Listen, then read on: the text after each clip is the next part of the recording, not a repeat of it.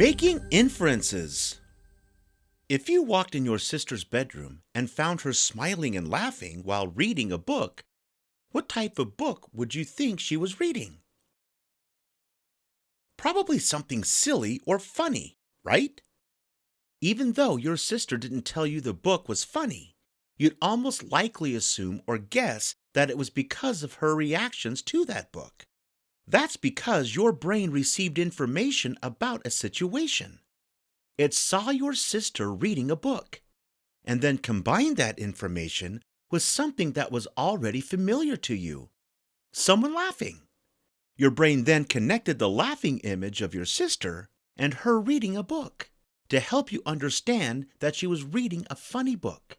This is called making an inference. Making an inference simply means to use what you already know to make a guess about something that you don't know. Because things aren't always told to you directly. Sometimes you have to guess or assume what is happening in a situation based on what you see and what you already know. People make inferences every day, both when they speak to each other and in writing. Making inferences is an important skill in reading comprehension. It helps you understand what is happening in a story, even when it isn't written out for you. To make inferences when you read, follow these 4 simple steps. Number 1, read the text. Number 2, look for clues or important facts and details. Number 3, combine those details with things that you already know. Number 4, make inferences about what you are reading. Let's use these steps to make some inferences about a story. The story is called Bradley's Guitar. Hey, Mandy, want to come home with me and check out my new birthday present? Bradley called to his best friend as they left school for the day. Sure, Mandy replied. What did you get? I'm going to let you be surprised, Bradley said. I had no idea my uncle was going to get me something so cool. Mandy and Bradley walked a few blocks to his house. They said hi to his mom when they got inside. Show me already, Mandy said excitedly. Bradley led Mandy to the den. There, sitting on the couch, was a big black case that looked like it held a musical instrument.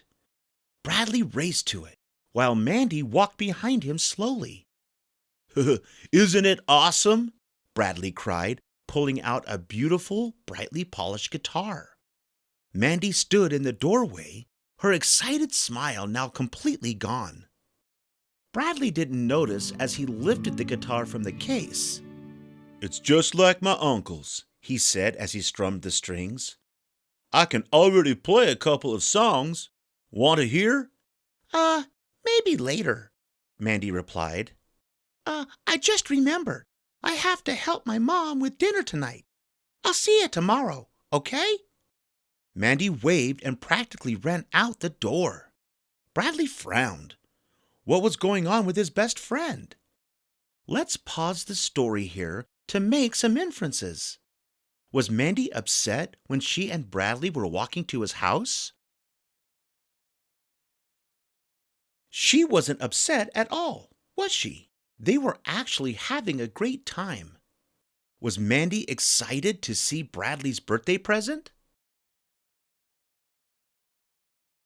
She was very excited, wasn't she? Did it seem like something changed once Mandy saw the guitar? It did, didn't it? Mandy was suddenly in a hurry to leave Bradley's house. Do you think something was bothering Mandy, and it might have to do with the guitar? Think about these questions as we continue the story. The next day, Mandy avoided Bradley at school. She ran home as soon as the last bell rang. But Bradley followed her. When he arrived at her house, he was surprised to hear beautiful guitar music coming from the open windows of her living room. He peeked inside the window before knocking on the door.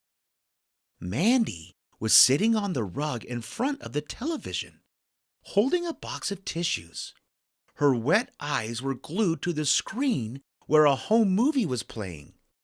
Bradley could see a man on the TV playing guitar and singing to a little girl seated next to him. Let's pause the story again to make some more inferences. Even though the story doesn't tell us that Mandy is sad, does it seem like she is?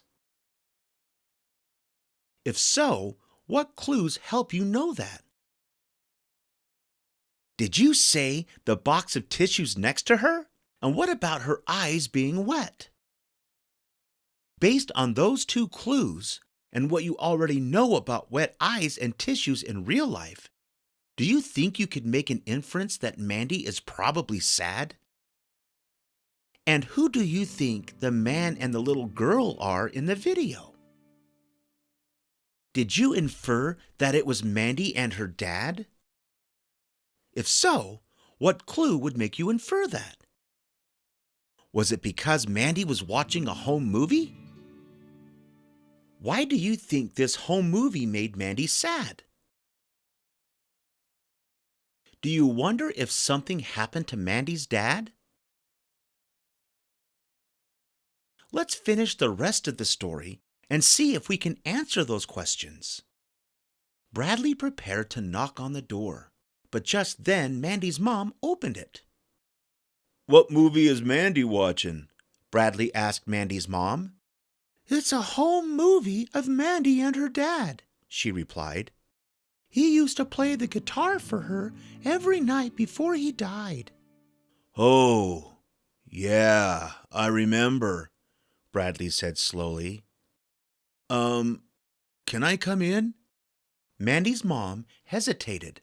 I guess that would be okay, but Mandy might not be up for some company right now.